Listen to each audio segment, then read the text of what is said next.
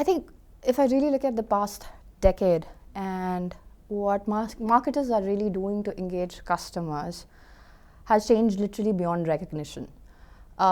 What was probably cutting the marketing tools and strategies, which were probably cutting edge a few years, are literally going obsolete by the day. And there are new approaches which kind of hit you on a daily basis. I was reading an article in HBR which said that the changing role of the CMO and the new avatar will be a CMTO, a Chief Marketing Technology Officer. So I'm not sure, probably with the exception of IT, I think this is one discipline in the way it has evolved, and how technology is becoming an integral part of this function is really not funny, because that hits you every day. So I think that's like the underlying change that all of us are observing. So pretty much like everyone in the industry, and with like most marketing heads, I think even we're facing that pressure in terms of the need to transform the marketing function and the impact it is supposed to deliver to the business. And in the last year, there's quite a bit that we experimented with some extremely successful engagements, and there are a few that we learned and improvised on. There are three that I would love to share in terms of what was the experiences. I think number one, we dialed up our experience-based marketing with newer formats and storytelling approaches.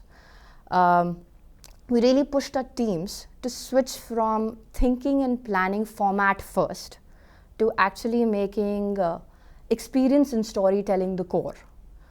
At the end of the day, the people we target, the audiences that we target are people, and people love hearing good stories. And we realized that maybe a 3-minute video, maybe like what exactly you were doing, if told in a good manner, could be far more effective than a 3-hour round table that you might be trying to do with a CXO.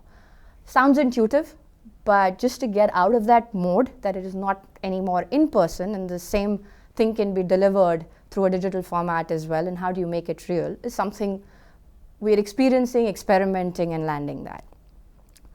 A key transformation, company-wide transformation that we're going through, we're switching from selling just to IT to selling to the business decision makers like the CFOs, the CMOs, and the sales head.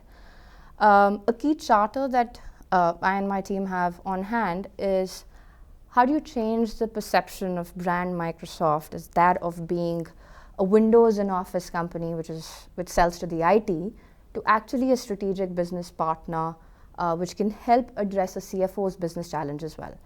And it wasn't an easy one initially, to engage them or to get their mind share. But a key insight that we gained was that most of these functional heads actually respect and look forward to how Microsoft does their own business. How do we how does a giant like Microsoft, with the multiple products that we roll out, how do we manage it? And we played on that insight, and we actually dialed up our whole peer-to-peer engagement approach. And to give you an example, we would put a Microsoft CFO in front who shares how Microsoft does finance and closes its books of accounts in 3 days using its own tools and technologies, which makes it far more genuine in terms of opening doors with the CFO and building that connect without really being salesy.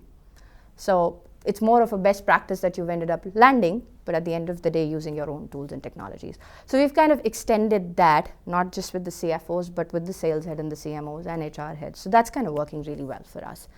The other thing which I think no one would debate is show and tell. The impact of a show and tell is far more than you're doing a monologue and trying to show it through your PowerPoints, etc. And that was the basic premise for our recently concluded first of its kind flagship initiatives for CXOs called Future Unleashed.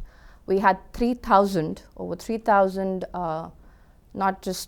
we had CEOs, government elites, line of business functional heads, where we engaged with them. And what we wanted to do was kind of make the buzzwords like IoT, robotics, connected homes and cars, make that real. And what we did was we literally transformed an 80,000 square feet warehouse into an immersive experience zone where the customer, the CXO, could touch and feel and experience what it means. And that had huge impact for us. Second that I think I would love to share is that we're significantly dialing up, and we're going really big on social employee advocacy and social selling. That's the new buzzword that we're trying to make real for Microsoft. I think the key learning is never underestimate the power of employee advocacy. They are your most passionate set of brand ambassadors, and the reach that they have through their circles is just phenomenal. Just imagine a company with 500 employees, and with each one of them having at least 50 connects in their social circle, and right there is sitting for you the most credible zero cost touches, control touches that you can make. And I think Future Unleashed was a live example for us, where we had the best social outreach at probably the lowest cost through pretty much our own and organic engines, where our employees and our partners were the brand ambassadors. So that's something we kind of going big on. And last but not the least is we're really consciously making our customers our brand heroes. You would agree that a B2B solution is not necessarily the most interesting, exciting, fascinating, or it doesn't catch an executive's attention if just told as is. Now, if I tell you an enterprise mobility server, it's not inherently interesting if I just tell you what it does, or an Azure storage service. However, if I switch it around and tell you what Mahindra's CXO is doing with its SUV customer journey that it wants to create through a 3D virtual store using an Azure media service, that makes it very different. No rocket science there, but the point being that making that an integral part of how you market every time, with every touch that you make. So most often than never, you would see that a Microsoft story is being told by a Microsoft customer and not a Microsoft executive anymore. So those are the three things that I would say is how it's been for us in the last year. The complexity of digital marketing is just going to grow, because the landscape, the customers that you're selling to are far more aware, they're far more connected, they're far more informed. In fact, there was a very interesting, passionate debate that I was having with one of my sales heads yesterday, where we were saying that maybe 3 years down the line, maybe there isn't a seller and there is just a marketer. Quite a provocative statement to make, but the reality is, with the whole e-commerce world coming in, there isn't a seller really. There is a chief digital officer and there might be a CMTO, but I don't know where the seller is in that whole scheme. So where I'm going with this is, now you call it new age marketing, digital marketing, whatever you may call it, or just simply modern marketing. The reality is that the basic premise as we go forward, data, technology, and content. That's what, as a marketer, you need to continue to focus on if you need to succeed. You need to constantly experiment and innovate, because the environment you're going to play in is extremely dynamic. Literally by the day is how you're learning. So I'll use that as the base to say is how I see it going forward. I would say we use this term very often on big data, but just really understanding it and getting under the skin of, you have lots of data. I think most of us, even now, without any tools and technology, sit on that data.